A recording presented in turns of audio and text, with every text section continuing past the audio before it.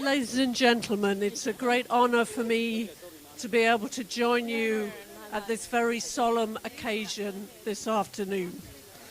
As we all here know, 17 years ago, thousands and thousands of innocent Tamil civilians lost their lives at Mullivaikkal in the most appalling of circumstances.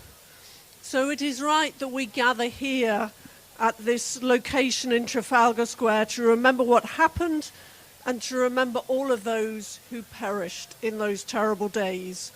We must never forget the events of those fateful days as the military conflict between Tamil rebels and the Sri Lankan state drew to a bloody and violent conclusion.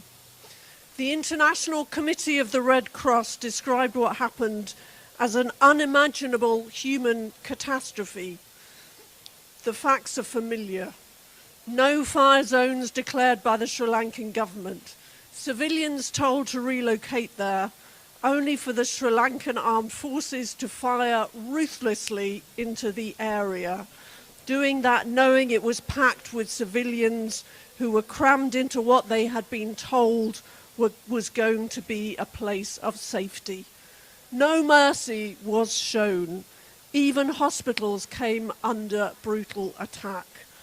Witnesses told the UN investigators of a landscape filled with the dead and dying.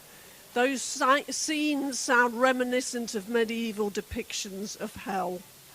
It was one of the worst acts of mass killings since the Second World War, and it is a disgrace that 17 years later, from the commission of those terrible crimes, no one has been brought to justice for what happened. In memory of all the victims, for the sake of all the survivors, the international community must act. It must finally live up to the promises made so many times.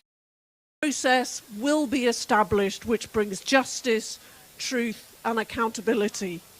A process which at last holds to account those responsible for the crimes committed at Mullivaikkal. Successive UNHRC resolutions on these matters must be turned from warm words into action, into reality. The Sri Lankan government must be held to the promises they made again and again to the UN about delivering a better future for the Tamil people.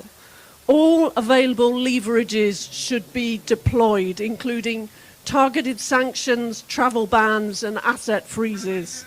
As the former colonial power, the UK has a moral obligation here. The UK government should be applying all possible diplomatic pressure. As you've heard, I visited the UN in Geneva several times to advocate strongly for your cause, for the Tamil cause. I know UK diplomats there worked hard on this issue under the last government, starting with David Cameron's historic visit to Jaffna. But that effort must be stepped up now. Working with allies such as India, the UK Foreign Office must push proactively for a time-bound plan for the Sri Lankan government.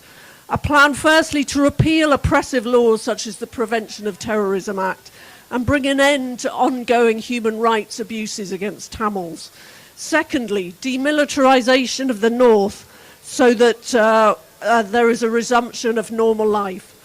And thirdly, and most important of all, genuine negotiations to secure a permanent power-sharing constitution. After the suffering they endured during the Civil War and in so many attacks over the 78 years since independence, the legitimate political rights of the Tamil people must be acknowledged and protected. We need a new political settlement in the island which guarantees Tamil rights, Tamil equality and Tamil participation in government. A settlement to deliver long-term peace, stability and prosperity.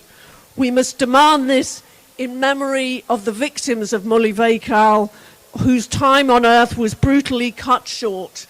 It's time to deliver real justice, truth and accountability for the Tamil people. Thank you.